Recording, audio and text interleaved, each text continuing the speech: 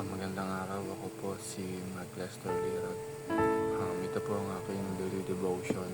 Um, the Trinity and Mission na tinalakay po ni Pastor Russell Ocampo sa 365 daily devotion.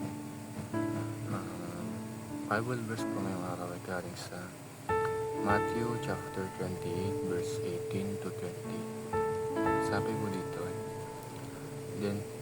Then Jesus came to them and said, All authority in heaven and on earth has been given to me. Therefore, go and make disciples of all nations, baptizing them in the name of the Father, and of the Son, and of the Holy Spirit, and teaching them to obey everything I have commanded you. And securely, I am with you always to the very end of the age. Ang unang katuruan po ngayong araw ay God gave all authority to Jesus. Sabi po dito, hawak nung Genesis chapter 1 is hawak po ng first Adam ang buong bansa sa buong mundo. Ngunit nang natukso sa kasalanan, natukso ni Satanas, ay binawi ito ng Diyos sa kanya at dito na sinugo ng Diyos Ama ang pangalawang Adam, at ito ay si Jesus. At tinawag siyang second Adam dahil siya ang tutubos sa kasalanan na ginawa ng first Adam.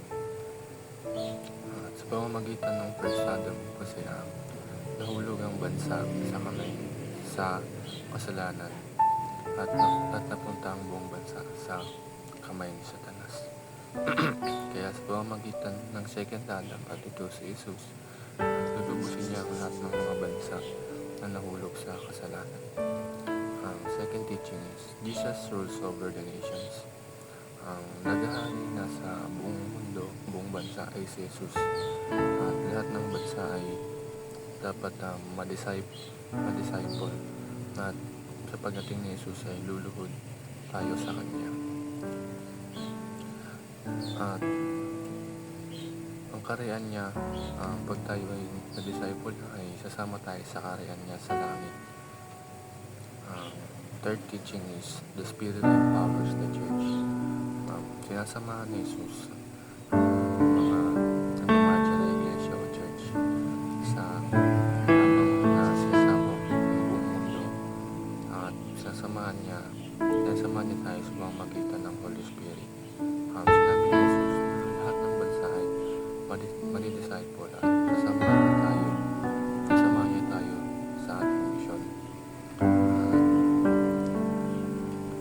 At hindi tayo magtatagumpay sa pag-disciple ng buong nation kung hindi dahil kay Jesus, at siya ang magpapatagumpay dito at kasama natin siya hanggang sa dulo at the very end of age.